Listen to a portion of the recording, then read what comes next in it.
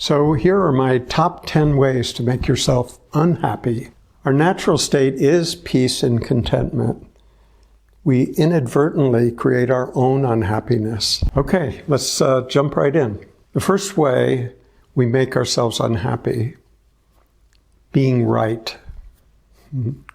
If you insist on being right, it makes the other person, party, race, or country wrong. No one likes to be judged to be wrong. If you antagonize others, you isolate yourself.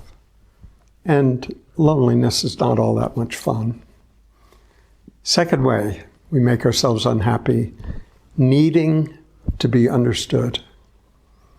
You don't understand yourself, but demand that somebody else should understand you. Until you find out who you really are in your own direct experience, you will never be at ease. And no one else can do this for you. Okay, number 3, needing to be loved. Neediness is just not that attractive. It repulses genuine love. Whatever your neediness attracts will not be loving. Instead, be loving yourself and see what happens. Number 4, blaming others. Blaming others is a way of avoid looking at our own shortcomings. The only person we have any hope of changing is ourselves. Observing our own thoughts, speech, and actions without judgment is what works. The 5th way to make yourself unhappy, wanting more. Wanting more is a demand on life. Life doesn't respond well to demands. Wanting more is a form of dissatisfaction with whatever life has already given. Life is responsive to gratitude, not demands.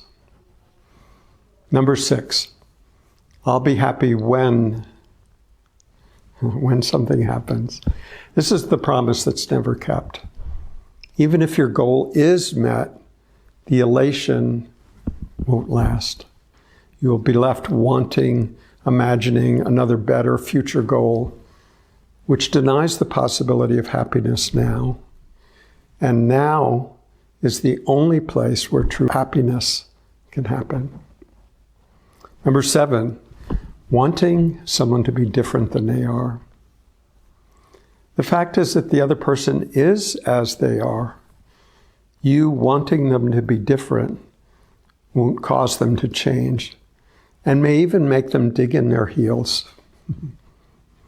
Appreciate that they are an utterly unique manifestation of the one source, and be a little compassionate regarding any dysfunctioning conditioning over which they probably had very little choice.